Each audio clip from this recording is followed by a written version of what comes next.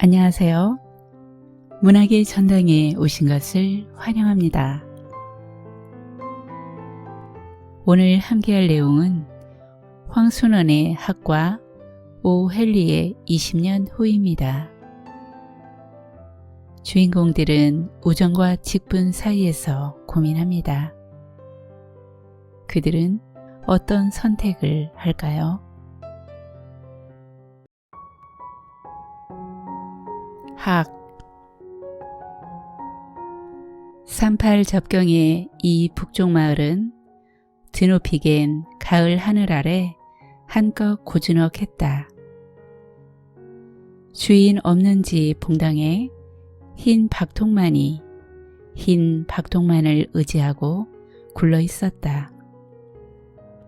어쩌다 만나는 늙은이는 담뱃대부터 뒤로 돌렸다. 아이들은 또 아이들대로 멀찌감치 서 미리 길을 비켰다. 모두 겁에 질린 얼굴들이었다. 동네 전체로는 이번 동란에 깨어진 자국이라곤 별로 없었다. 그러나 어쩐지 자기가 어려서 자란 옛 마을은 아닌성 싶었다. 뒷산 밤나무 기슭에서 성삼이는 발걸음을 멈추었다. 거기 한 나무에 기어올랐다. 귓속 멀리서 요놈의 자식들이 또 남의 밤나무에 올라가는구나 하는 혹부리 할아버지의 고함소리가 들려왔다. 그 혹부리 할아버지도 그새 세상을 떠났는가 몇 사람 만난 동네 늙은이 가운데 패지 않았다. 성삼이는 밤나무를 아는 채 잠시 푸른 가을 하늘을 지어다보았다. 흔들지도 않은 밤나무 가지에서 남은 밤송이가 저 혼자 아람이 벌어져 떨어져 내렸다.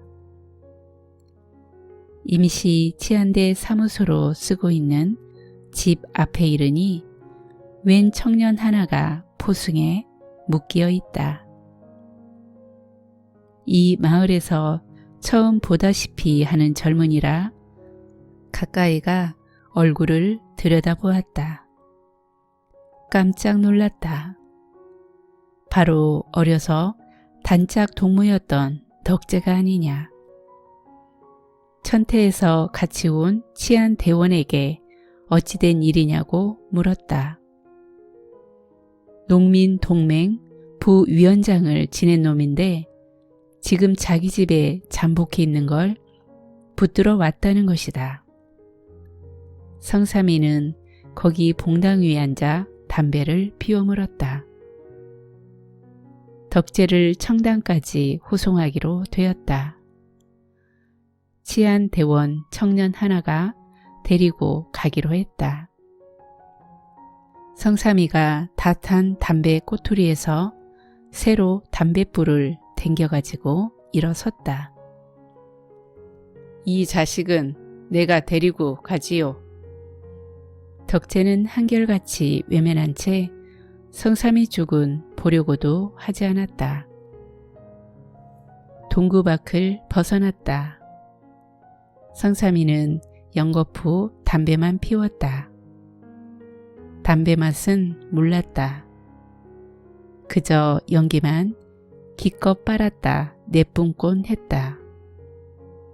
그러다가 문득 이 덕재 녀석도 담배 생각이 나려니 하는 생각이 들었다.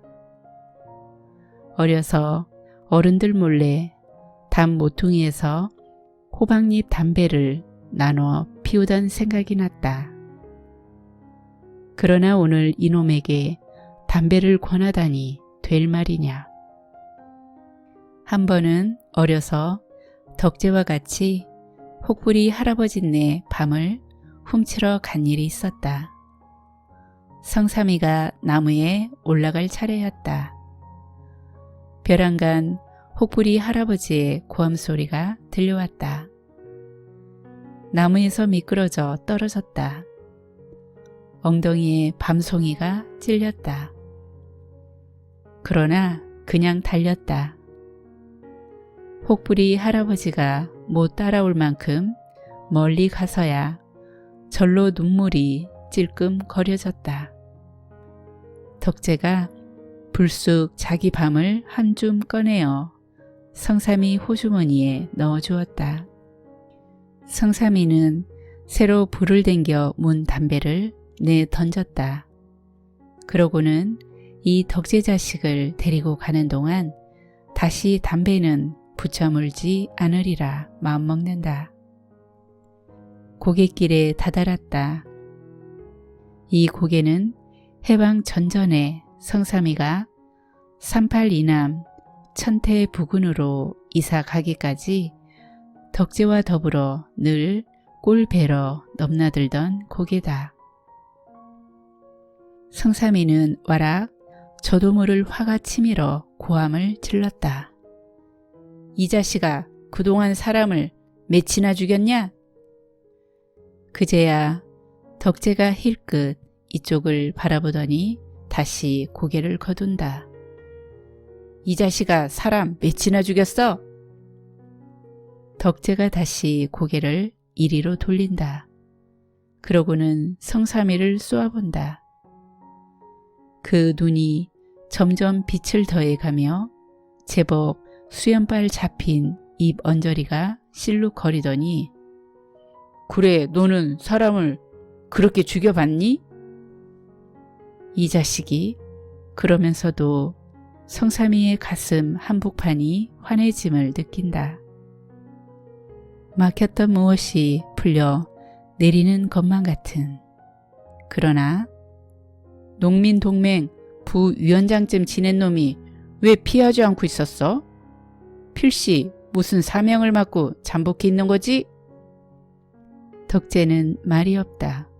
바른대로 말해라. 무슨 사명을 띠고 숨어 있었냐? 그냥 덕재는 잠잠히 걷기만 한다. 역시 이 자식 속이 꿀리는 모양이구나. 이런 때에 한번 낯짝을 봤으면 좋겠는데 외면한 채 다시는 고개를 돌리지 않는다. 성삼이는 허리에 찬 권총을 잡으며 변명은 소용없다. 영락없이 넌 총살감이니까 그저 여기서 바른대로 말이나 해봐라. 덕재는 그냥 외면한 채 변명은 하려고도 않는다. 내가 제일 빈농의 자식인데다가 근농꾼이라고 해서 농민동맹 부위원장 됐던 게 죽을 죄라면 할 수 없는 거고 나는 예나 이제나 땅 파먹는 재주밖에 없는 사람이다. 그리고 잠시 사이를 두어 지금 집에 아버지가 알아누웠다. 벌써 한 반년 된다. 덕재 아버지는 호라비로 덕재 하나만 데리고 늙어오는 빈농꾼이었다. 7년 전에 벌써 허리가 굽고 검버섯이 돋은 얼굴이었다. 장관 안 들었냐? 잠시 후에 들었다. 누와? 꼬맹이와. 아니, 꼬맹이와? 거 재미있다. 하늘 높은 줄 모르고 땅 넓은 줄만 알아 키는 작고 똥똥하기만 한 꼬맹이. 무던히 새침대기였다. 그것이 얄미워서 덕재와 자기는 번번이 놀려서 울려주곤 했다. 그 꼬맹이한테 덕재가 장가를 들었다는 것이다. 그래, 애가 몇이나 되냐? 이 가을에 저대를 낳는데나. 성삼이는 그만 저도 모르게 터져 나오려는 웃음을 겨우 참았다. 제 입으로 애가 몇이나 되느냐 묻고서도 이 가을에 처대를 낳게 됐다는 말을 듣고는 우스워 못 견디겠는 것이다. 그러지 않아도 작은 몸에 큰 배를 한아름 안고 있을 꼬맹이. 그러나 이런 때 그런 일로 웃거나 농담을 할 처지가 아니라는 걸 깨달으며 하여튼 네가 피하지 않고 남아있는 건 수상하지 않아? 나도 피하려고 했었어. 이번에 이남서 쳐들어오면 사내란 사낸 모조리 잡아 죽인다고 17에서 40살까지의 남자는 강제로 북으로 이동하게 됐었어. 할 수 없이 나도 아버지를 업고라도 피난 갈까 했지. 그랬더니 아버지가 안 된다는 거야. 농사꾼이 다 지어놓은 농사를 내버려 두고 어딜 간단 말이냐고. 그래, 나만 믿고 농사일로 늙으신 아버지의 마지막 눈이나마 내 손으로 감겨드려야겠고. 사실 우리같이 땅이나 파먹는 것이 피난 간대차 별 수 있는 것도 아니고. 지난 6월 달에는 성삼이 편에서 피난을 갔었다. 밤에 몰래 아버지더러 피난 갈 이야기를 했다. 그때 성삼이 아버지도 같은 말을 했다. 농사꾼이 농사일을 늘어놓고 어디로 피난 간단 말이냐. 성삼이 혼자서 피난을 갔다. 남쪽 어느 낯선 거리와 촌락을 헤매 다니면서 언제나 머리에서 떠나지 않는 건 늙은 부모와 어린 처자에게 맡기고 나온 농사일이었다. 다행히 그때나 이제나 자기네 식구들은 몸 성이들 있다. 고갯마루를 넘었다. 어느새 이번에는 성삼이 편에서 외면을 하고 걷고 있었다. 가을 햇볕이 자꾸 이마에 따가웠다. 참, 오늘 같은 날은 타작하기에 꼭 알맞은 날씨라고 생각했다. 고개를 다 내려온 곳에서 성삼이는 주춤 발걸음을 멈추었다. 저쪽 벌 한가운데 흰옷을 입은 사람들이 허리를 굽히고 섰는 것 같은 것은 틀림없는 학대였다. 소위 38선 완충지대가 되었던 이곳. 사람이 살고 있지 않은 그 동안에도 이들 학들만은 전대로 살고 있는 것이었다. 지난날 성삼이와 덕재가 아직 12살쯤 났을 때 일이었다. 어른들 몰래 둘이서 올가미를 놓아 여기 학 한 마리를 잡은 일이 있었다. 단정 학이었다.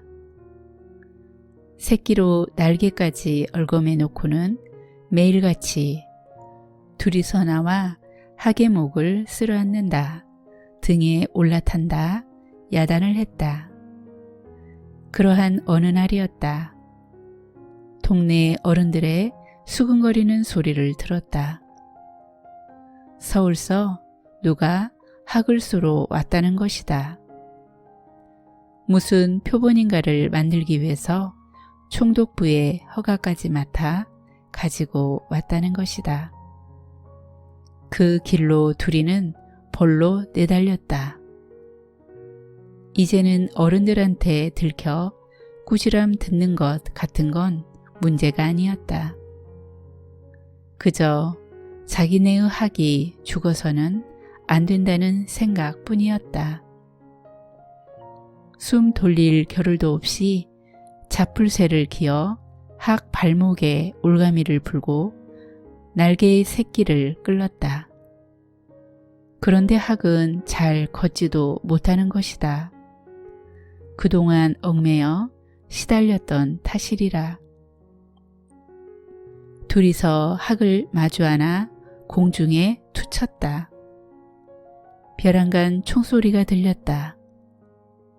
학이 두서너 번 날갯짓을 하다가 그대로 내려왔다. 맞았구나.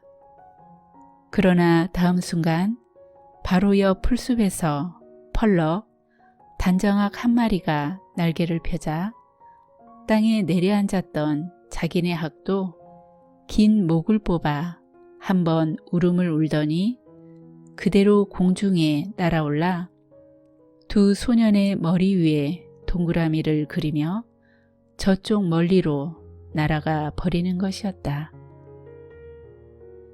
두 소년은 언제까지나 자기네 학이 사라진 푸른 하늘에서 눈을 뗄 줄 몰랐다. 예, 우리 학 사냥이나 한번 하고 가자. 성삼이가 불쑥 이런 말을 했다. 덕재는 무슨 영문인지 몰라 어리둥절해 있는데 내 이걸로 올가미를 만들어 놓을게. 너 학을 몰아오너라. 포승줄을 풀어 쥐더니 어느새 잡불새로 기는 걸음을 쳤다. 대번 덕재의 얼굴에서 핏기가 거쳤다. 좀 전에 너는 총살감이라던 말이 퍼뜩 머리를 스치고 지나갔다. 이제 성삼이가 기어가는 쪽 어디서 총알이 날아오리라. 저만치서 성삼이가 획 고개를 돌렸다. 어이, 왜 맹주같이 서 있는 게야? 어서 학이나 몰아오너라. 그제서야 덕재도 무엇을 깨달은 듯 잡풀새를 기기 시작했다. 때마침 단정학 두세 마리가 노푸른 가을 하늘에 곤 날개를 펴고 유유히 날고 있었다.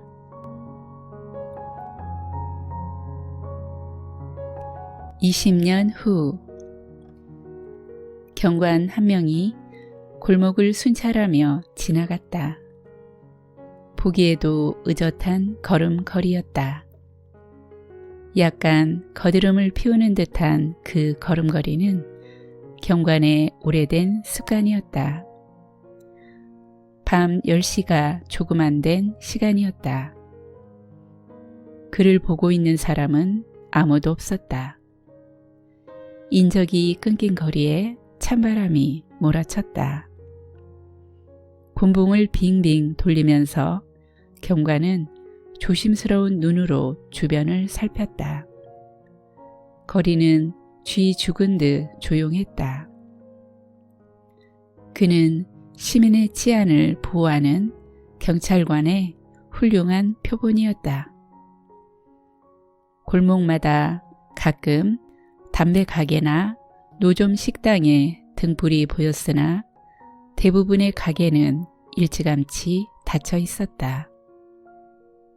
어느 지점에 이르렀을 때 경관은 갑자기 걸음을 멈추었다. 철물상 점포 앞이었다. 어둠을 등지고 한 사나이가 잎담배를 물고 서 있었다.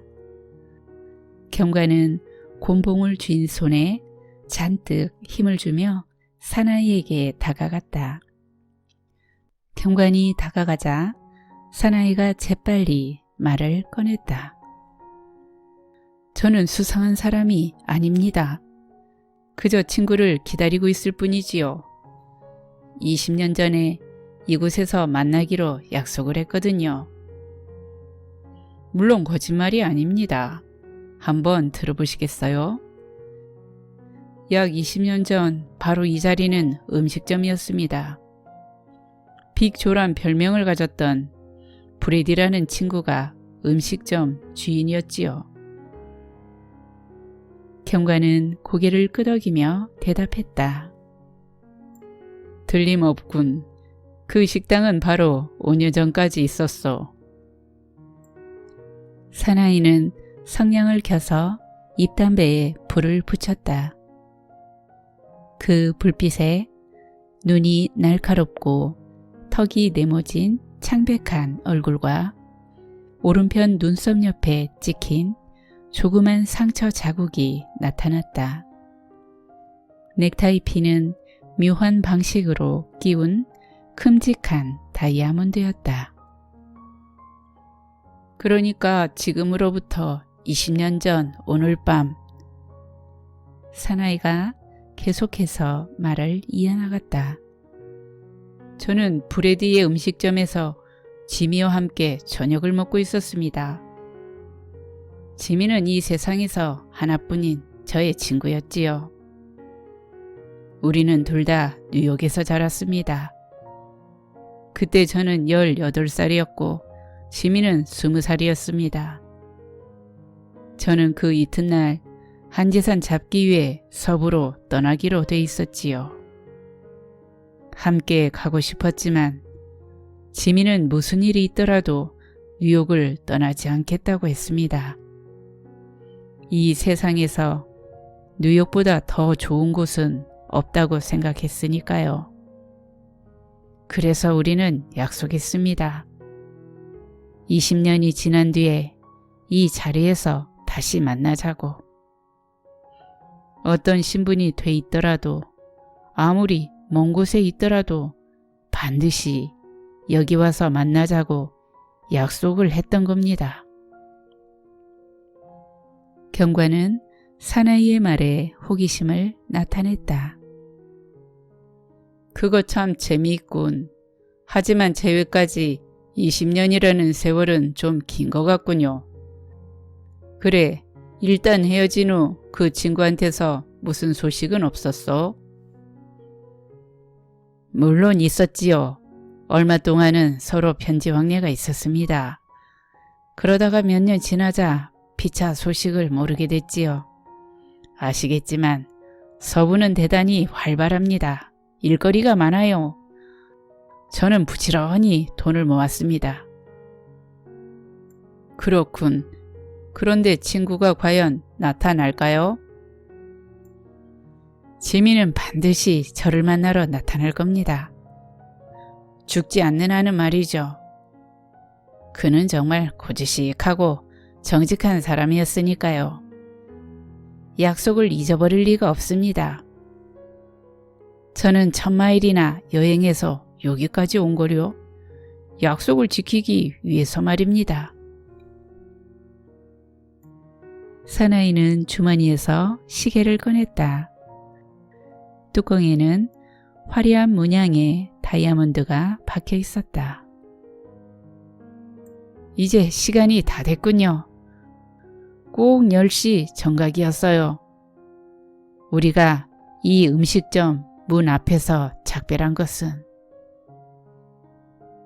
서부에 가서 한미처럼 두둑하게 잡았소? 그야 물론이지요. 저는 서부에서 남의 돈을 빼앗으려고 하는 약사 빠른 놈들과 경쟁해야 했습니다. 뉴욕에서는 그날 판에 찍은 것처럼 하는 일이 뻔합니다마는 서부에서는 잠시도 안심을 못합니다. 경관은 곤봉을 빙빙 돌리면서 두세 걸음 내디뎠다. 나는 그만 가겠소. 당신 친구가 들림없이 오기를 바라오. 친구가 늦으면 어떻게 하겠소? 기다려야지요. 안녕히 가세요, 경관나리. 경관은 사내와 작별하고 그가 담당한 구역을 걸어갔다. 거리에는 차가운 이슬비가 내리기 시작했다. 잔잔하던 바람이 거칠게 불어 닥쳤다. 허름한 간판들이 바람을 이기지 못하고 이리저리 흔들렸다. 이따금씩 행인들이 옷깃을 여미고 바쁜 걸음으로 지나갔다. 20년 전의 약속을 지키기 위해 1000마일의 길을 달려온 사나이는 철물상 앞에 서서 꼼짝도 하지 않고 친구를 기다렸다. 그로부터 20분이 흘렀다. 인기척과 함께 길 건너편에서 한 사나이가 다가왔다. 그는 긴 외투를 입고 있었다. 키가 아주 큰 사나이였다. 오, 거기 있는 게 보부인가? 다가오던 사나이가 반신반의하며 물었다. 그대가 지미 웰즈인가? 철물상 앞에 서서 기다리던 사나이가 큰 소리로 물었다. 그렇다네.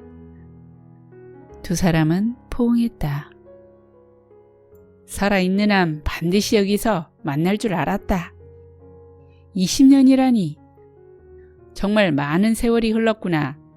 옛날 식당은 없어진 모양이군. 그래 보부, 서부 경기가 어떤가? 키 큰 사나이가 물었다. 그야 대단하지.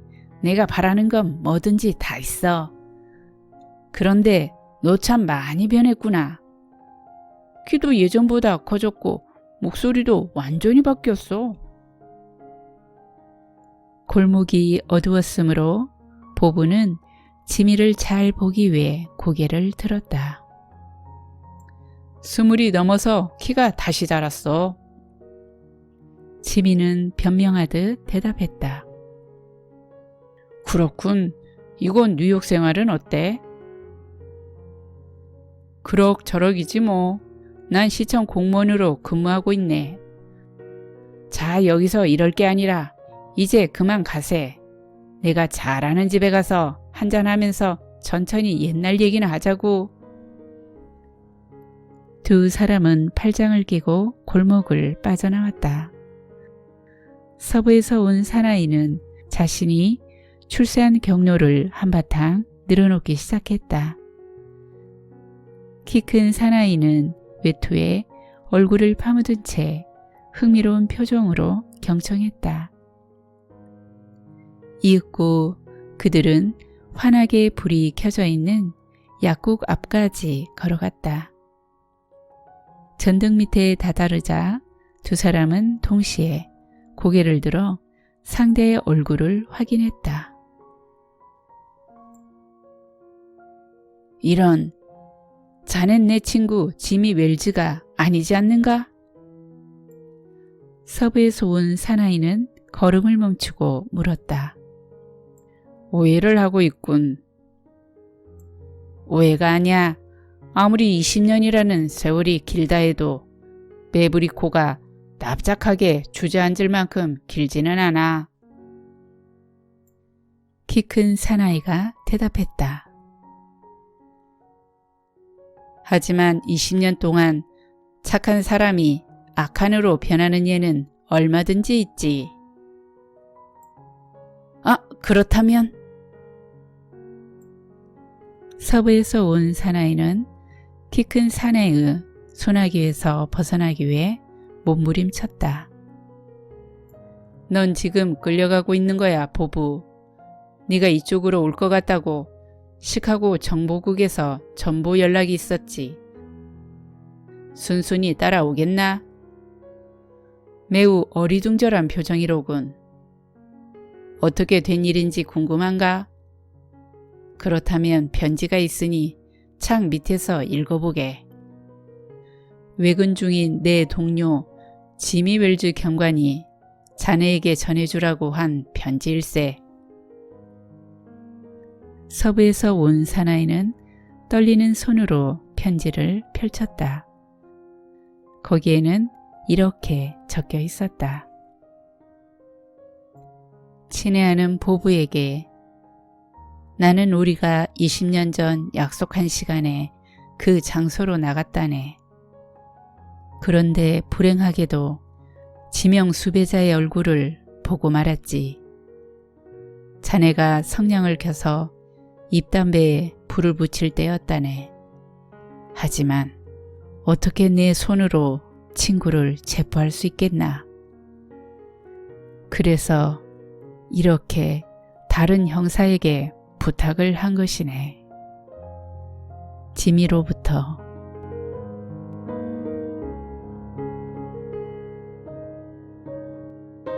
오늘은 우정에 대한 두 편의 소설과 함께 했습니다.